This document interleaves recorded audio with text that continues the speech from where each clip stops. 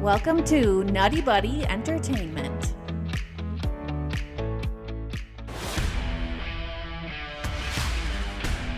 The good. That's okay. That's good. That's all right. That's okay.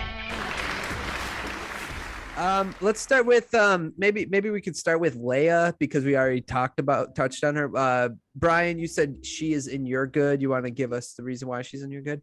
Yeah, especially after I rewatched it, because I don't know, going into it a little worried, especially with some of the scenes she was in the first episode. Obviously, the running was like it didn't really. We'll get to the make running. sense. Yeah, I got it here. But like Luke was saying, like her acting was very good. What we got out story wise with Leia, it kind of made sense. You know, it did break canon, and they did a sloppy job of really connecting it.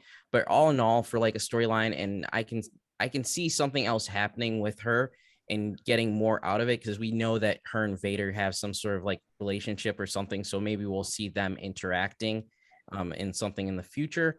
But yeah, I think they did a good job with her.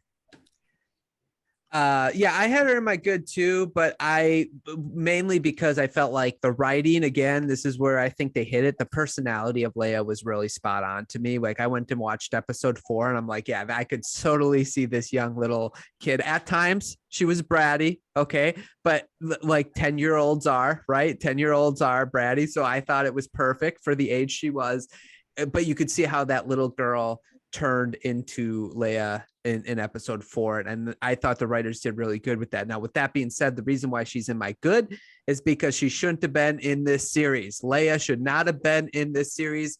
Lazy writing. So great for Leia as an actress and well-written to match the character, but she should not have been in this series. Sorry. That's where I stand on that. Okay. Any other good or anything else to add to Leia? Any other good? I thought Lola was a neat addition. It's hard to find new droids. Yeah, sure. Marketing opportunity, merchandising. I mean, cool. You know, any Star Wars is cool when you add. You know, it's. I would say, well, we'll get to the bad and stuff later, but you know, some of the coolest stuff is the practical effects with the different species and things like. We didn't get a whole lot of that. Again, that's in my. Breck looked pretty, tactical. Can I put in my good no cybernetics in this? Oh, good, sir. Good. That is a good. Okay. But I had Vader in my good, Leia, and then also I had I thought the visuals were really cool, especially regarding the Inquisitors. Their lightsabers, the ship that they had, even the base that they had, I thought was really cool. Like in the chamber room for the Grand Inquisitors, like along the wall, if you look, it's like all the Jedi lightsabers like lined up in a row in like a display case, like surrounding the entire thing. I thought it had some really cool like visual effects throughout it. I can't believe how much Jedi are surviving Order 66 though. Like that's the one thing about Disney Star Wars I don't understand is like with all those sabers and then like what is it called? Like that tomb room where they were, all those Jedis was there and they were all dead.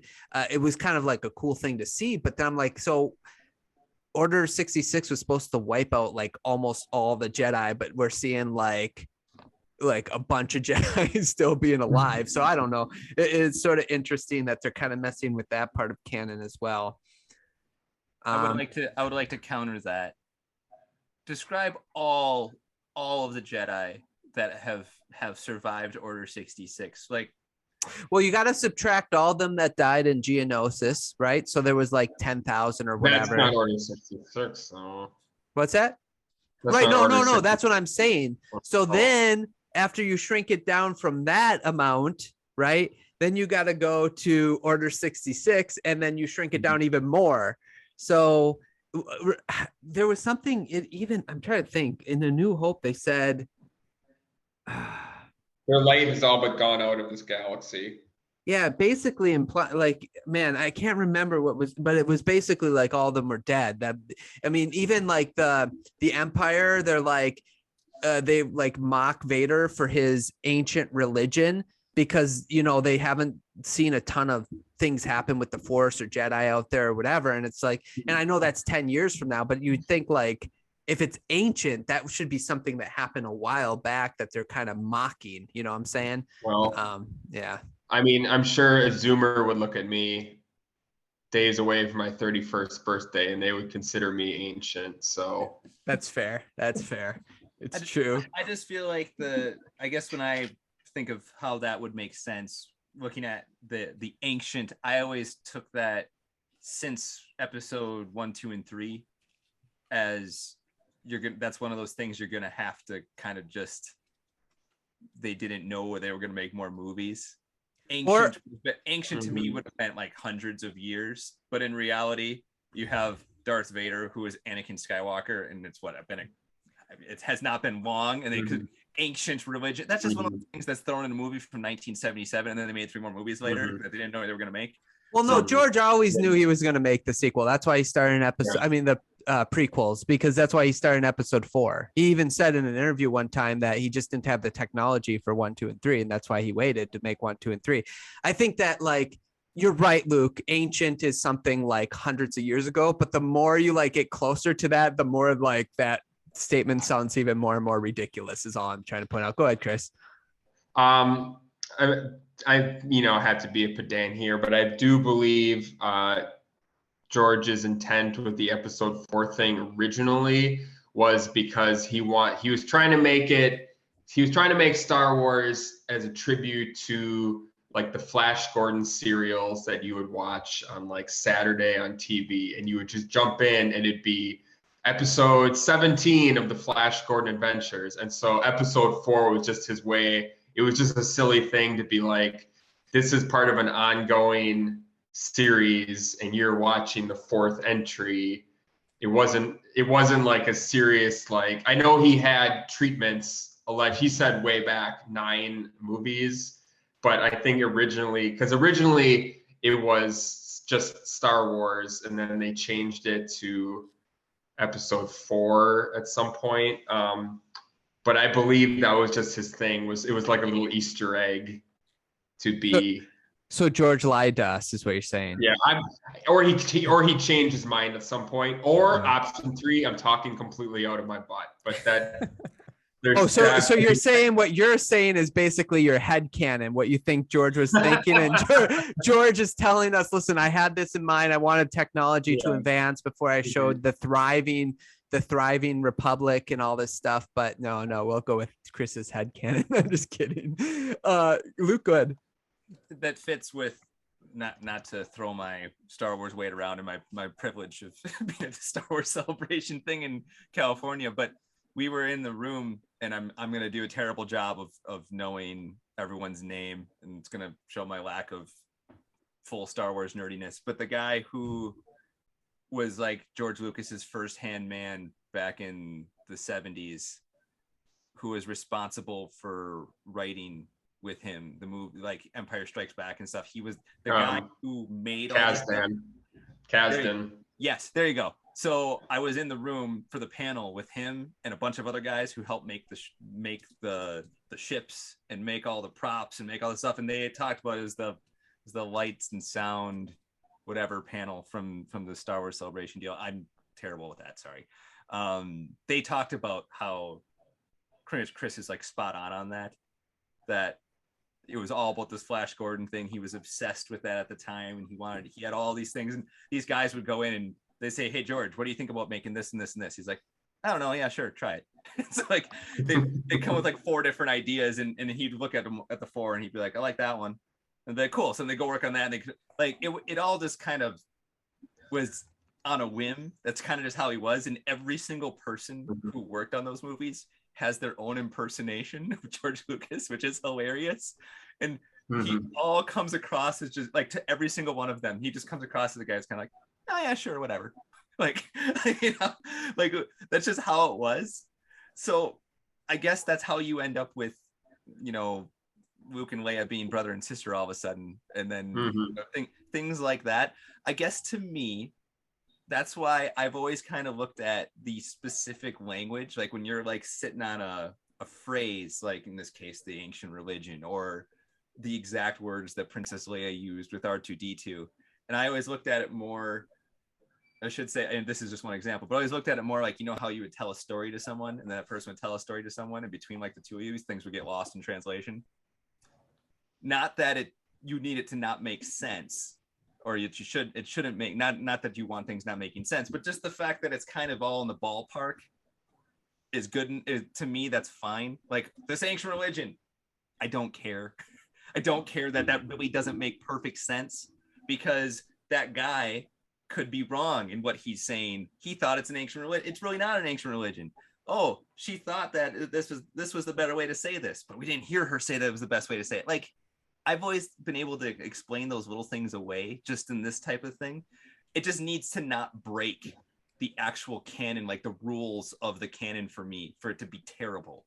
We'll talk about that. Well, I guess what I'm getting at is the whole premise of the show of Princess Leia being in it and knowing who Obi-Wan Kenobi is beforehand, which is why she went to turn to him in their most desperate hour, even though that doesn't make perfect sense with what she said. Oh, well, she phrased it in a way that you serve with my father. She didn't say we went on an adventure together and we went and did this and this. So it's wrong and it's terrible.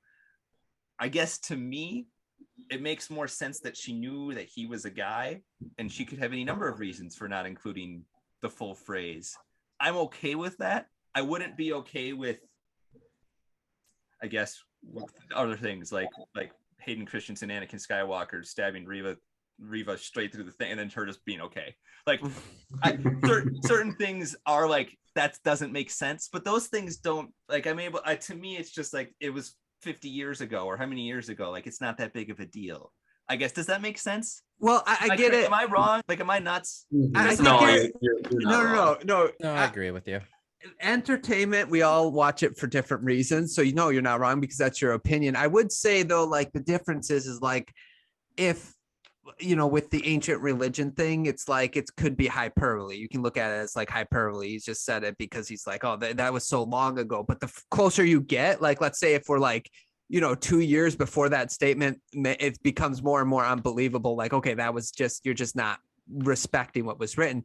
I guess for me, when it comes to Leia, it's like George set it up. He had his canon. He set it up. Okay, now you're telling a story in between. It's your job to make that fit. And just don't use Leia. Like, it's that simple. Just don't use Leia. Or, I mean, this is a little goofy, or give Obi-Wan a different name. Like, when he rescues Leia, call himself Ralph. I'm Ralph. I'm here to save you. then you totally like avoid that problem. Like, I don't think it's that hard personally, but I guess I've never written a show before. She don't seem too upset when he dies in Star Wars. I'm going to say that much. Yeah, we'll talk about that. Yeah. So, any other good? Do we got any other goods? I got one. Qui-Gon Jinn showing up. That's in my good. I'm surprised nobody mentioned it. I will say the only reason it was 5 seconds. Right. Well, I know, but it was cool to see Qui-Gon Jinn again. Yeah. For me, that hit the what do you call it? The dopamine hit or whatever it is. Like sheds off, whatever it is, in my head, because it's so cool. But there is problems with that. Number one, canon. George Lucas never meant for Qui-Gon to have finished his training, so he was never able to show his actual physical self with the Force. It was only his voice. So they broke that canon. And then the other thing was the moment. It was kind of like they threw it in there, just throw it in there. I felt like they could have used Qui-Gon for a much more powerful moment than just two. Or like in the moment when Obi-Wan's at his lowest and he's trying to hold up, like Qui-Gon showing up. We'll talk about it a little bit more, but I just felt like it was a cool moment, but they misused it. It could have been utilized so much better to me. Thanks so much for listening to this clip of the NuttieBuddie Entertainment podcast of the great, the good, the bad, and the ugly for the Obi-Wan Kenobi series. If you'd like to listen to the rest of the podcast, go down and click on one of the links below or search NuttieBuddie Entertainment wherever you listen to podcasts. Please also subscribe to our channel, like the video, and comment down below and let us know what you appreciated about the Obi-Wan Kenobi series or what you didn't appreciate. maybe you're great, good, bad, and ugly. Thanks so much for listening. I hope you guys enjoyed, and we will talk to you guys next time.